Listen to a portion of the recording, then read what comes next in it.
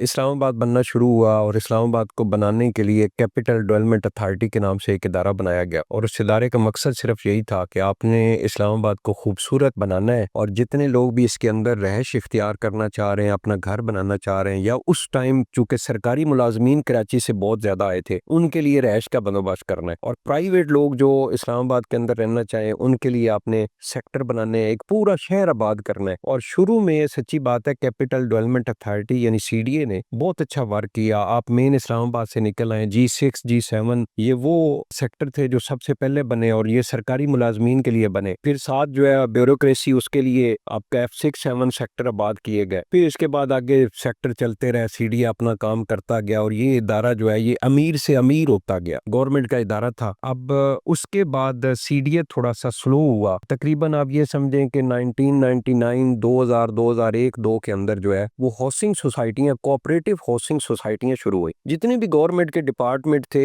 ان لوگوں نے اپنے ملازمین کی ایک کوآپریٹو سوسائٹی بنائی، اس کو چیف کمشنر اسلام آباد کے پاس رجسٹرڈ کرایا، اور انہوں نے کہا کہ آپ اسلام آباد کے اندر ایک سیکٹر ہمیں دے دیں، ہم لوگ اپنے ملازمین کے لیے اپنا ایک الگ ہاؤسنگ سیکٹر بنانا چاہ رہے ہیں۔